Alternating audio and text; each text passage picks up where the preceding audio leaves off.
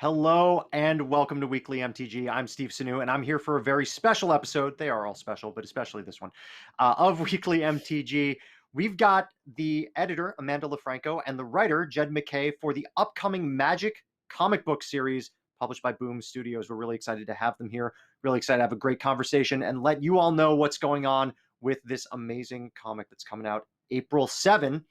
But first, before we get to that, we got a couple of news items to go through for y'all. Let's go ahead and kick it off with, once again, I'm sure you're no stranger to this image if you've been on the show before. It's Black is Magic Secret Lair, proudly supporting Black Girls Code. It is still available for pre-order up until March 31st, and it comes with a selection of cards you see there, available in both foil and non-foil. Please make sure to check that out at secretlair.wizards.com. Next up, a set that we've covered extensively on the show. It's Time Spiral Remastered, coming out March 19. Hashtag MTG Time Spiral. Lots of the wonderful old Time Spiral cards that you remember reprinted in a remastered set for today. Additionally, there will be a Time Spiral Remastered release party that will be run by Channel Fireball through Spell Table. Check out channelfireball.com for more details on that. It'll be run from March 19 at 6 p.m. to March 20 at 9 p.m. Pacific time. So be sure to check that out, channelfireball.com. And also, we've got Historic Anthology 4 announced last week. There's a lot of changes. Well, not a lot, but there are some changes coming to Magic the Gathering Arena along with Historic Anthology 4. You should check out dailymtg.com for that article and all the related changes that are coming to Magic the Gathering Arena. But that's not the story of the day. The story of the day is new Magic comics coming from Boom Studios. Very exciting. We're really excited to have both Amanda and Jed here right now. Let's bring them up on screen, Sean. Hi, Amanda. Hi, Jed. How are you? Very well. Hey How are you? guys. So, Amanda LaFranco is the editor on the book, and Jed MacKay is the writer on the book. Not joining us today is the artist Ig Guara, and there's a language barrier there. We weren't necessarily able to get resolved in time, but we're very excited that Ig is going to be drawing the book, and we're talking a little bit about his art today. So, first of all, Magic #1. That's just the title of the book, Magic #1, on sale April 7. And the pre-order cutoff date is actually this coming Monday, March 15. So if you like what you see, or you want to make sure that you get your name down for an issue of that #1 issue of Magic, please do talk to your local comic book store retailer. Give them a call, let them know you want to order Magic #1, and they'll be able to walk you through the process from there. Additionally, if you don't have a local comic book store, you can check out Boom Studios' website, and it's also available for pre-order there. Those, of course, will not ship until the April 7 release date. Let's go ahead and kick things off with Amanda. You're an editor, so editorially, where does the process start for developing a series like Magic? Yeah, there's a vision early on, and kind of what direction we want to go. I know for Boom, we really wanted to be disruptive. We wanted to do something in comics for Magic that hadn't really been done before, and that's where we jumped off on things. I think for us, Jed's been the architect of where we're going so far. We kind of came to him with a big pitch and said, hey, here's kind of where we want to go and what we want to do and how we want to kick things off in the Magic universe. And he's been able to take it from there and really give his own spin to it. So it's been exciting, but it takes a team, and we have a great one here. Well, Jed, that's a pretty good segue to talk to you about what you've been doing so far on the series. Let's start from the beginning. What was it like for you to familiarize yourself with the world of Magic coming into this project? It was a really interesting process. I was really heavy into Magic when I was younger. I was really into it, through the 90s up until the early 2000s. Then I went to university and I kind of had other stuff I had to deal with. Uh, so I had the basis of kind of like the Magic world and how it worked, but I don't think it's a surprise to anybody that there's been a lot of changes in the Magic world in like the last 20 years. So there's a lot of just kind of like, Wizards supplied us with a lot of, documents, guides, stuff like that, how things work. Um, And then beyond that, it's just like a lot of research I'm doing on my own. Looking through websites and wikis, and I've now assembled quite a collection of the art books that they published.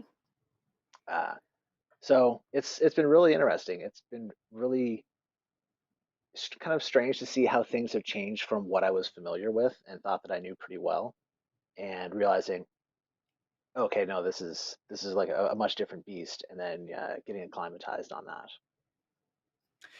Uh, Amanda, coming back to you, you talked a little bit about finding Jed, as a really good Mhm. creative anchor for the book. What were the creative factors that contributed to finding not just Jed but also Eeg as a really good creative team for the entire series? Yeah, I mean, I think early on, one of the directions we wanted to take things in is how do we kind of tap into this magic universe, but kind of in harkening back to what comics is really known for, which is some superhero comics, and how do we tell a story that plays with that type of large scale storytelling, a lot of fun characters, a lot of action set pieces. Magic is so good for that. So I think that was kind of really where we wanted to land. And so when I started looking with the team for artists and writers, I was like, okay, who's in this space right now that really excites me? And Jed was one of those folks. I had read his run on Black Cat, and I was like, man, this is great. I actually think I had read one of his older short stories at some point, which was really great as far as fantasy world building. And I was like, okay, I think maybe he has the chops for fantasy world building too, like not just superhero stuff. And it was great when I went out to Jed. He's actually like, yeah, I'm actually kind of familiar with like Magic as a franchise. And I was like, okay, this is great. This is falling into place. This is excellent. um, and for Eeg, it was a similar boat. I've been a fan of Eeg's work for a really long time. I read his Image comic series Rose, and I loved it. And Eeg's always been on my list of artists to work with, to be honest. So he was kind of at the top of my list, especially because he's done a run on Ghost Spider recently that was fantastic. Um, and so I reached out to him, and he actually let us know too that he was a big Magic fan, and could not be more excited to kind of dig into this world and bring his own spin to the planes and the characters. So it really worked out pretty serendipitously that we have two big pieces of the creative team that are so familiar with the franchise already. That's a pretty good segue to show some character art, I think, from Iguara that has been seen before, but we're really excited to showcase, obviously, on the show. Producer Sean, would you please put up the character designs that we have from Iguara? So here we have, of course, Ralzeric and Jace, some planeswalkers that are going to be very, very familiar to our lovely audience here on Weekly MTG. Jed, this is a good opportunity sort of to talk about the characters. I mean, we've revealed a number of characters that are so far going to be involved in this series. Who are the characters revealed so far that you've had the most fun writing? I mean, who's been the biggest challenge? Who's been the easiest to write? Like, tell us a little bit about your process here. So when we were starting to talk about what we're going to do with the book, who's going to be in it, first we kind of narrowed down who our main characters are going to be, and I was kind of looking through it, and I picked up just the ones that I was most interested in. So our kind of trio that we follow through the series here, or at least through these first few arcs of the series, is going to be Kaya, Ral, and Braska. So it's been really interesting working with these characters because they have such a different set of personalities and how they interact with one another or just generally rub each other the wrong way in a lot of respects. So they've all been really fun to work with. I think my favorite so far is Vraska, and that kind of took me by surprise because I didn't think she was going to be my favorite. But she's got such an imperious and self-righteous tone, even while doing terrible things, that she's always convinced that she's doing the right thing for her people, and that's what the most important thing is. She's not interested in her own glory or her own wealth. She's interested in her her seat of power only in as much as it aids the Golgari swarm, because that's what she thinks is most important. These are the people that she is looking out for and that she's protecting, and that lends her a certain maybe like level of majesty that is really fun to work with, especially bouncing off characters like Ral and Kaya, who are coming from very different directions. You know, let's bounce back to Amanda. You know, seeing those designs from Eeg, we have Mhm. some pages from the Ashcan as well that we can show while we talk about his amazing art. But what's been most exciting for you to see in the pages from Eeg Guara? I mean, two things really. First, you'll kind of see if we show off those pages too, um, how he was able to bring life to the world of magic. And issue one is set on Ravnica, and when he turned in that double page spread of the cityscape, it made my mouth drop. I was like, oh, this is gorgeous. Our colorist Ariana Consoni, she also just brought a whole new level to the piece as well. And that was one of the things that got me really excited. Just kind of seeing, I love fantasy, and I love fantasy because of the world building and how it takes us to new places and makes us see new things. And Eeg hitting all of the beats on the environments was so important, but also something he just really excels at there. But really, my favorite thing when he sends over pages is his character work, and you can see it in number one so well, but you get to see it even more in number 2 and 3 as we kind of spend more time with these characters. He's really, really nailing the personalities of each of them, and it just works really, really well in tandem with Jed's scripts. You know, I think you get a really good sense of who each of these characters are, and it's so fun. It's so fun to see them on the page kind of come to life. So that's been my favorite thing. Every time he like nails a humor beat or a joke or something like that, it makes me smile. It makes me smile at my desk. Uh, Jed, what about you? What have you been really excited to see from Eeg as he's bringing your script to life in this comic? I'd have to agree with Amanda with the character work, it's like the acting and the expressions and the body language of the characters is all really interesting and really expressive. But also, I think Ig really gets that this is an exciting world, and it's supposed to be exciting. Like there's very much a superhero tone to it in that we're dealing with these planeswalkers and a city and the shenanigans they get up to and the threats they have to face. But this isn't a superhero comic set in a city in our world. This is a magical comic set in a fantastical world, and every panel has something that's interesting and exciting in it. You're not going to have a boring warehouse scene. You're not going to have, as I said before, people talking in a car. You're not going to see people wearing just a t-shirt and jeans.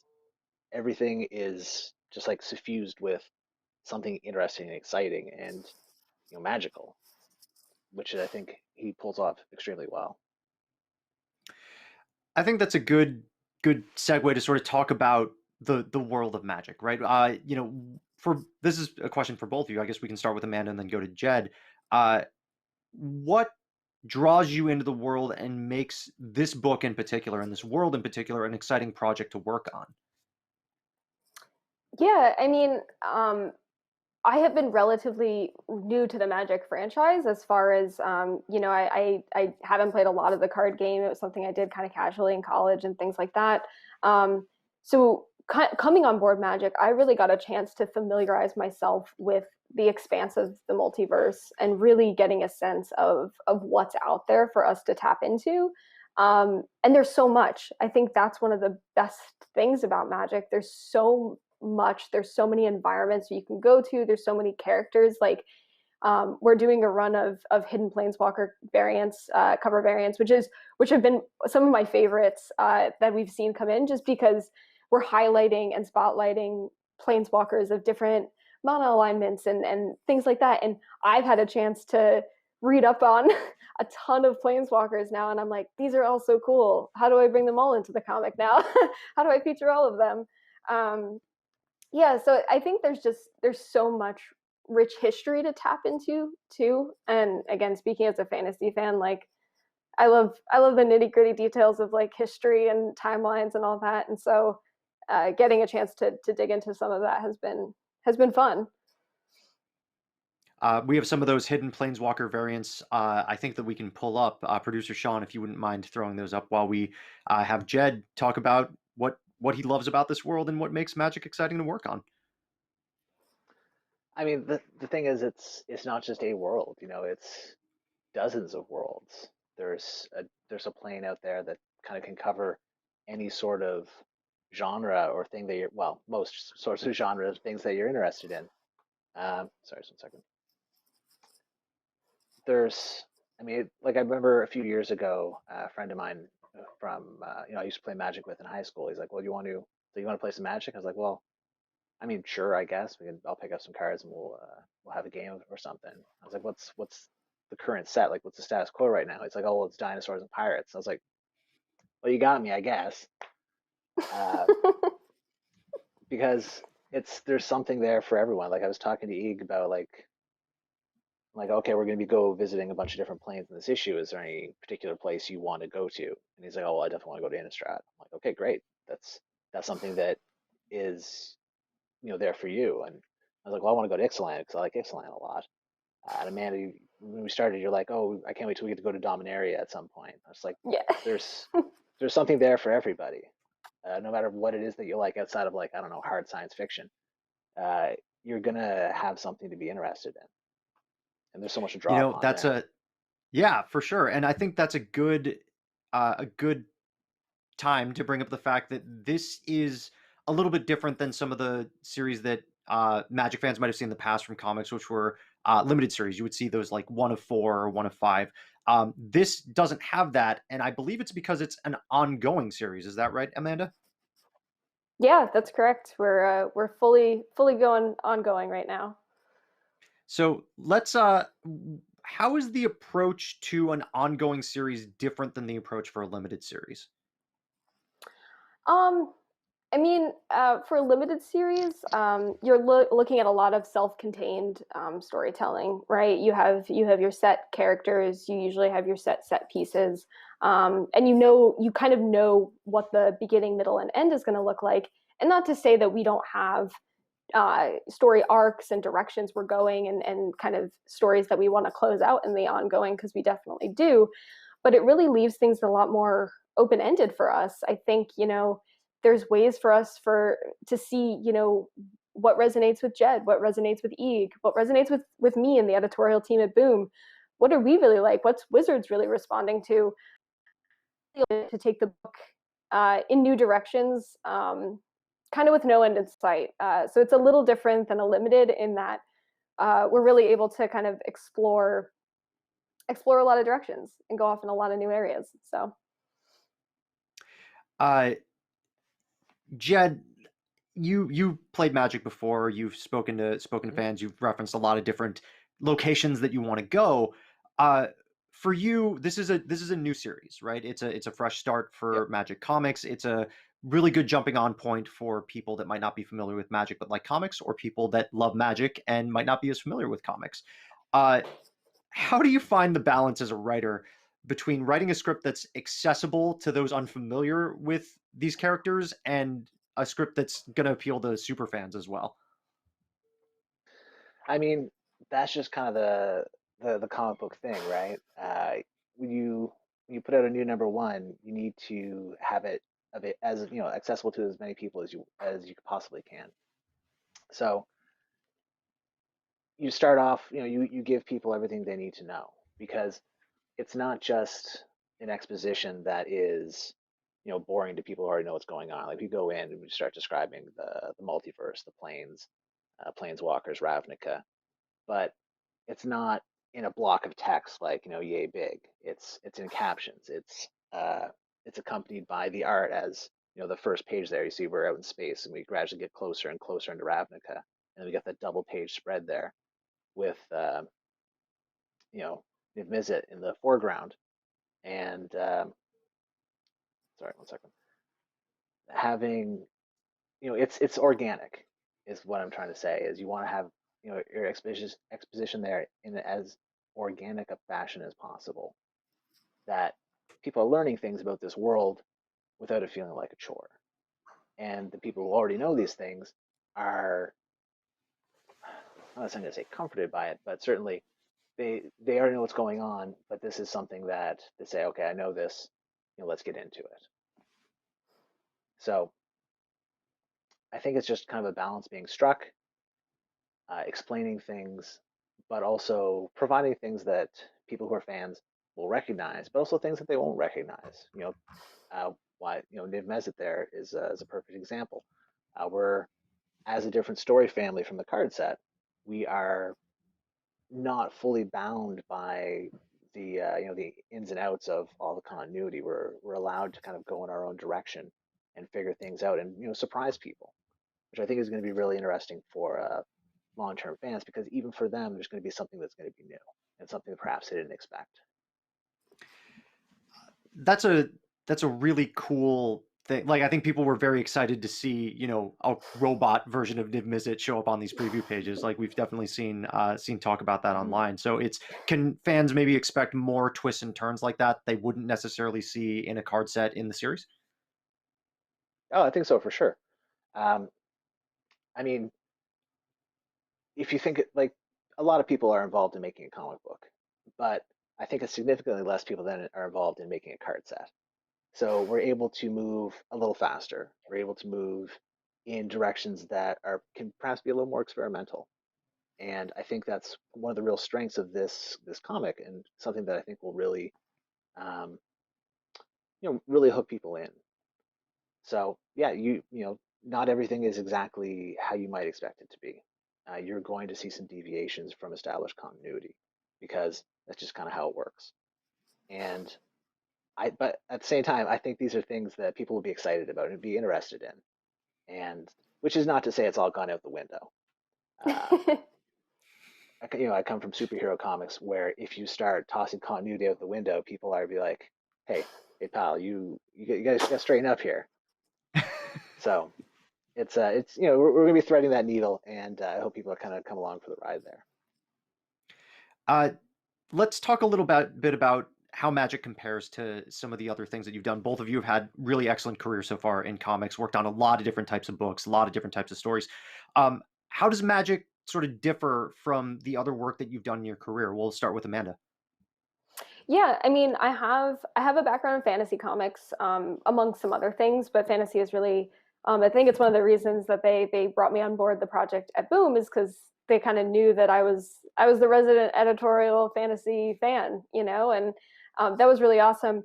So while I kind of live in that space, I've definitely never tackled something as expansive as Magic before. I think, as far as Jed was mentioning earlier, the varieties of characters and personalities we have and can play with, that's all new to me. That's all something, when you're working, especially on creator-owned books, it's very much the what the writer's writing, right? Those are the characters, and here we have kind of some established, really fan favorites that we can tap into and bring in and tell new stories with, and that's really exciting, because I think the through line is, the characters are the characters that you know and love. We're just getting a chance to play around and do new things with them. So for me, that's definitely a departure from other projects I've had, but it's been a delight so far. What about you, Jed? Well, pretty much all my work in comics up to this point in time has been for Marvel. So I generally find the big difference between that and the Magic series is that it's not set in New York. So that's a big change. I mean, you could call Ravnica Magic's New York, I guess, if you really wanted to belabor the point. But no, like going to what I said before, like speaking to what I mentioned before, is it's a world that is so far divorced from our own. It's not the world outside your window, as Marvel likes to call their own books.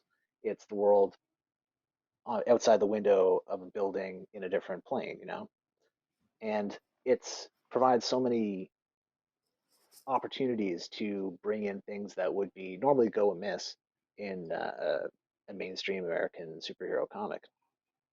And I mean, that's not to say that uh, these characters aren't grounded, don't have the personalities that don't exist. Like they're still people, and they react to things as people would. They have emotions and motivations, and what have you. But they do it in an extremely outlandish world in an extremely outlandish fashion, which I think is a lot of fun to work with. We're gonna get to some questions in the chat in a second. So if you've got questions for Jed or Amanda, please do put them in the chat. I've got a couple that I've been making note of as we've been talking here. But if there are any specific questions, please do put them in the chat. Thank you very much. What do you hope resonates with Magic fans specifically in this series? I mean, there are a lot of them watching right now. There are a lot of folks that are out there that are excited about this comic. What are you hoping resonates with those fans as the series starts and continues to develop?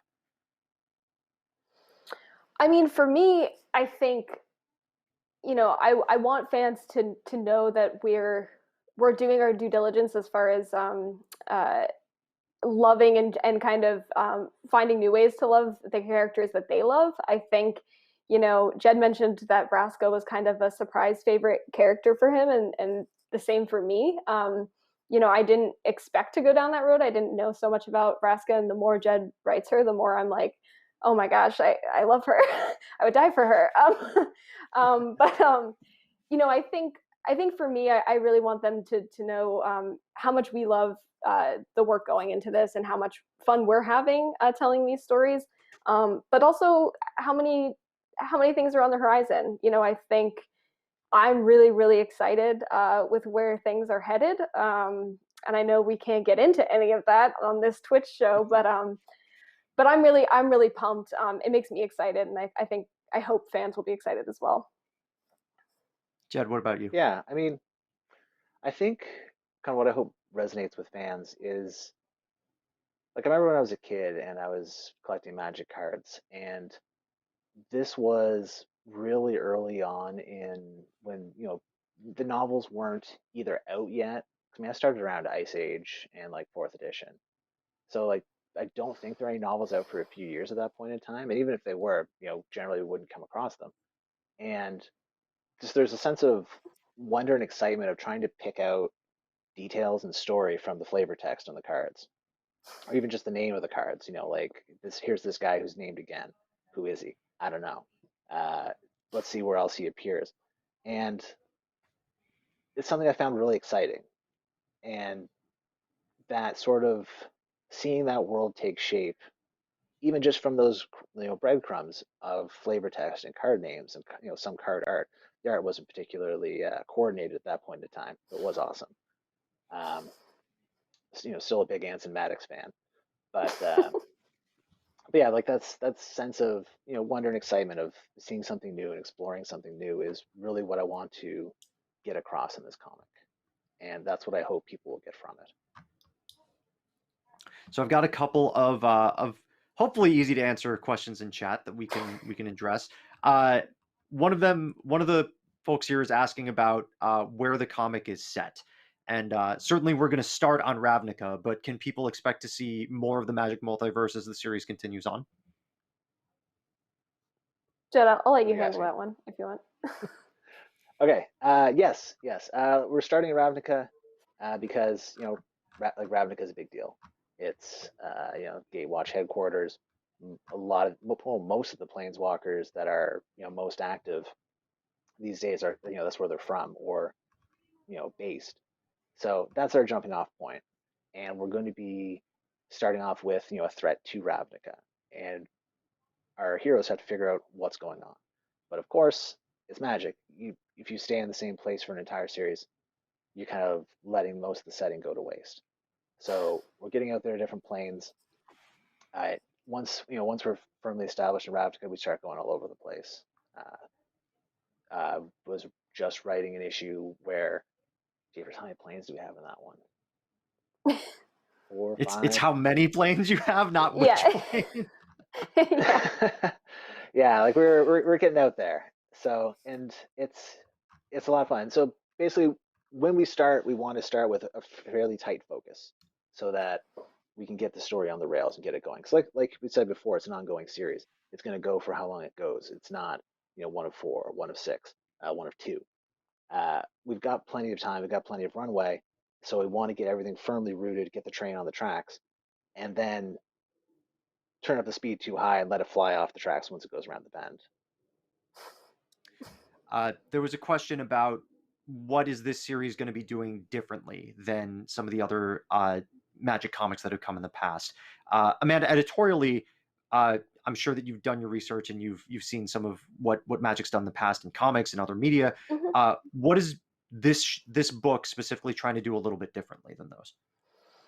Yeah, I mean, I know comics in the past have been interwoven, I think, into a lot of other continuities in the franchise, and you know, I think there's a lot of benefits to that, but I think it also, you know, it does put some gates on where you can go.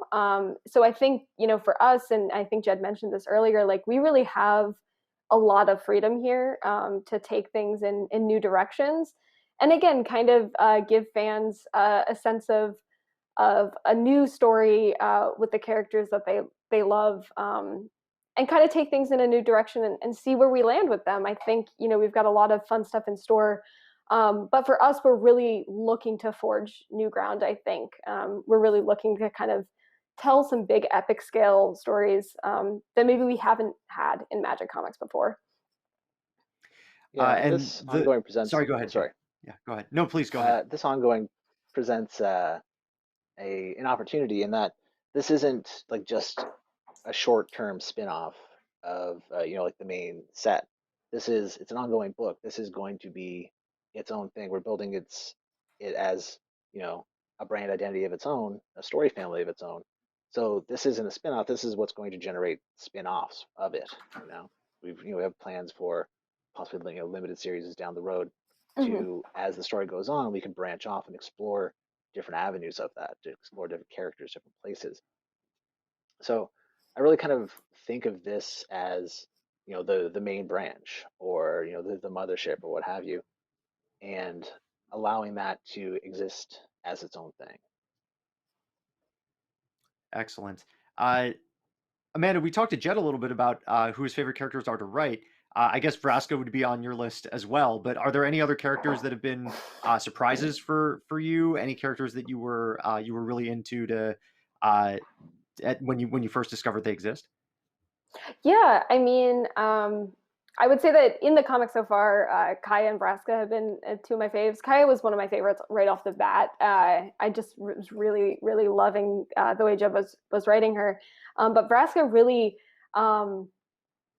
again, was kind of a surprise for me. And I won't spoil anything, but Jed's got a line for Vraska in issue number 3 that just like, when I read it, I was like, this clicks completely for me. Like I understand her, I get her, I want to know more about her, you know, and it really just it's such a fun experience when you're working on a series, especially a series with pre-established characters that do have kind of their own personalities. Finding ways to tap into those characters and how to write them and give them lines and breathe life into them in really fun ways. So those two have been my favorites, but Jed's doing a great job writing everyone. Raul's sneaking in there. I didn't think he wasn't my favorite off the bat, and all of a sudden I'm like, I get it now. Now I see why, you know, I see why people love Raul. So I think, and again, kind of, you guys, I can't wait for issue 3. You guys are really gonna love issue 3. I know the line you're talking about.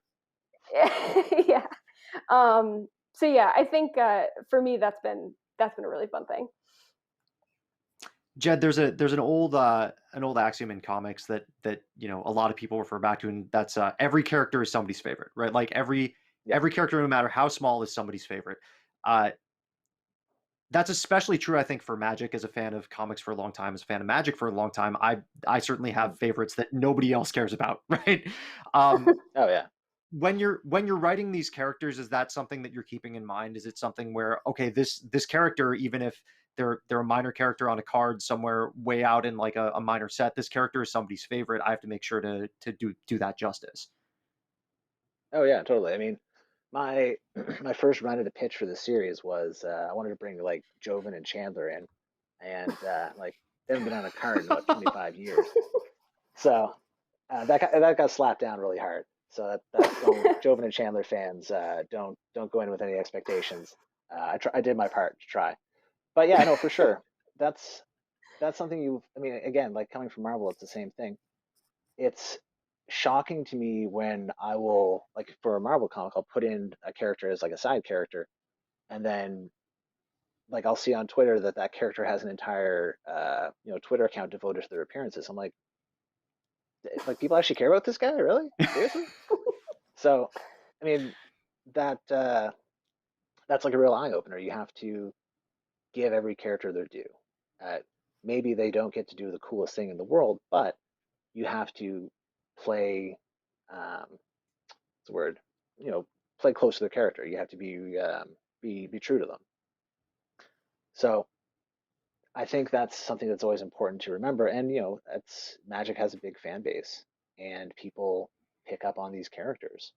And people are going to pick up this book wanting to see their favorite characters, wanting to see their favorite characters do stuff. And that's something we're keeping in mind as we go into the future, is that this book isn't going to be the Kai of Vraska Rao show forever. We're starting off with them. Even at this point, we have other characters coming in, coming out, Mm-hmm. and at some point, we're going to be cycling new characters in, cycling old characters out, and trying to keep it fresh, explore different areas of the universe, and hopefully give everybody's favorite characters their due, uh, except for Joven and Chandler. So Of course, yeah. Apparently, we can confirm I that now. tried. Uh, there are a few questions about the cast and how it is that you're, and it's great that you're going to be rotating characters in and out, but the multiverse is a big place. Lots of Sure. different types of species in the multiverse. In Magic alone, in most sets, you have goblins, dragons, kithkin, halflings, dwarves, all sorts of different fantasy races. Can we expect to see that diversity of creature types, as using the Magic term, in the comic as well? Oh yeah, totally.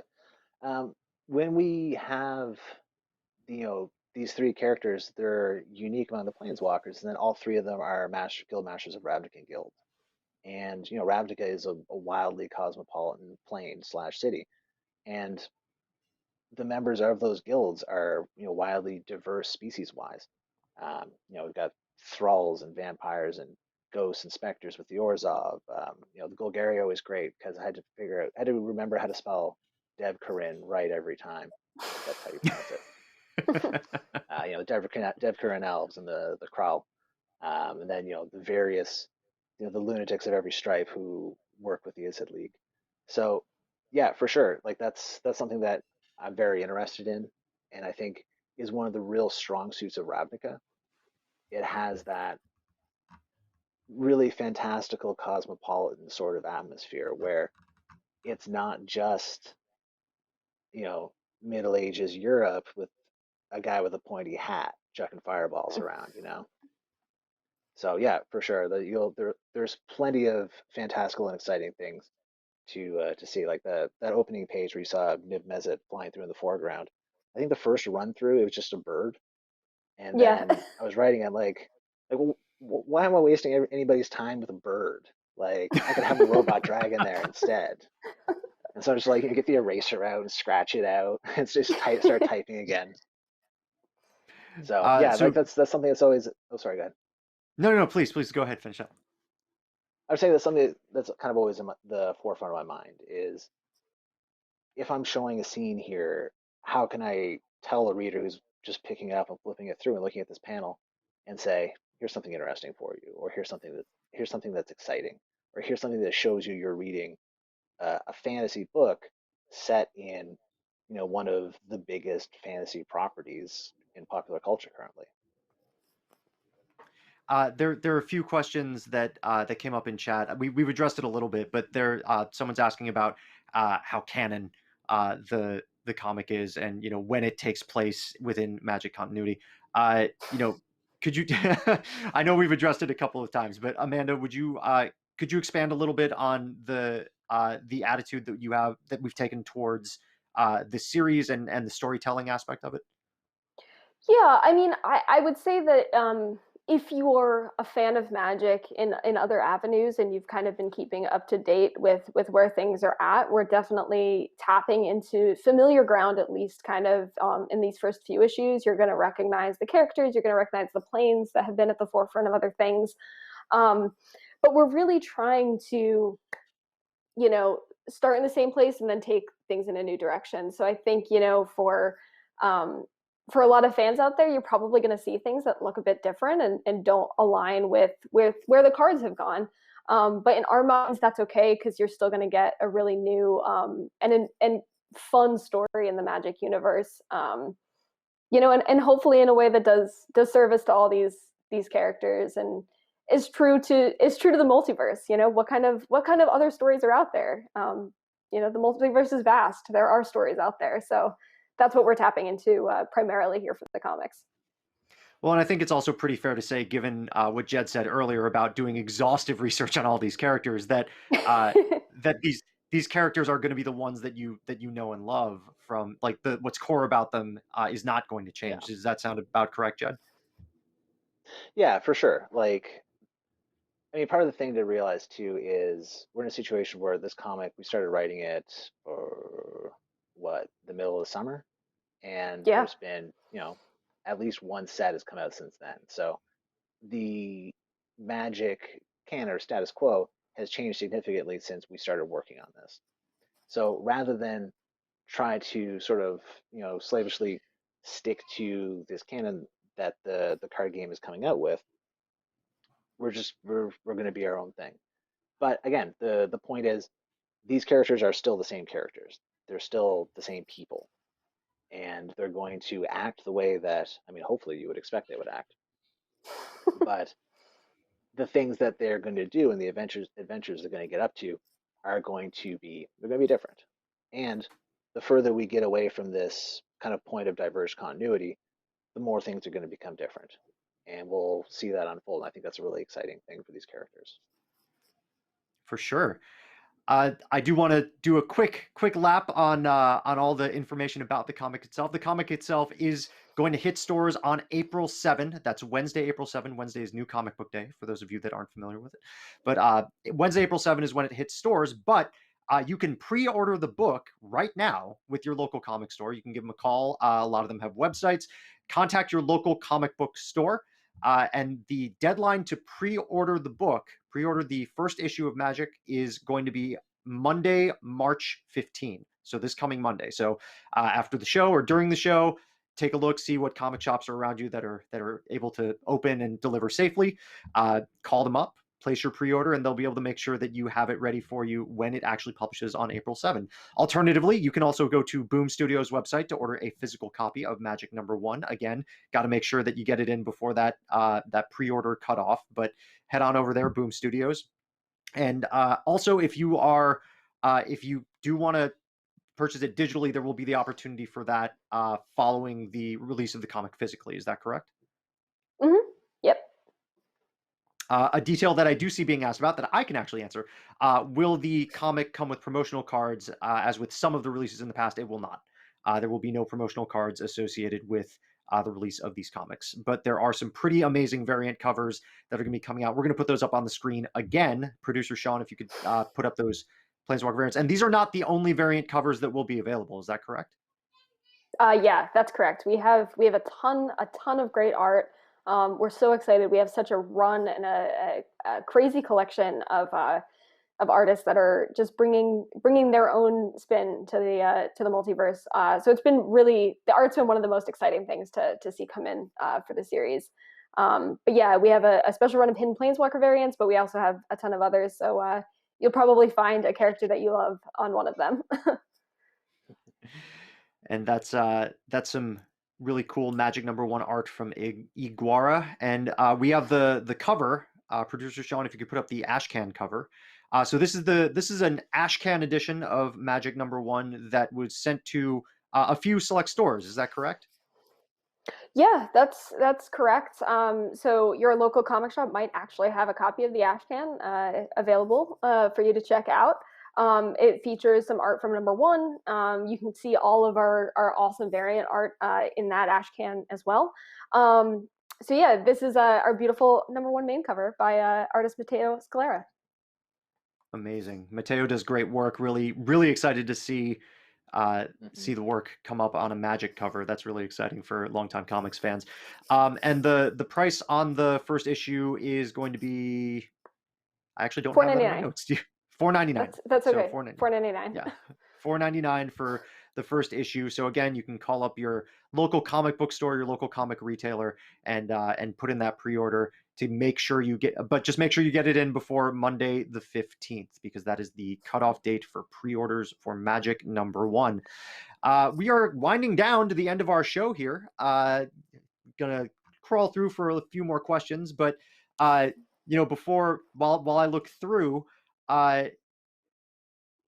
what if you could leave people with one thing about why it is they should check out Magic #1?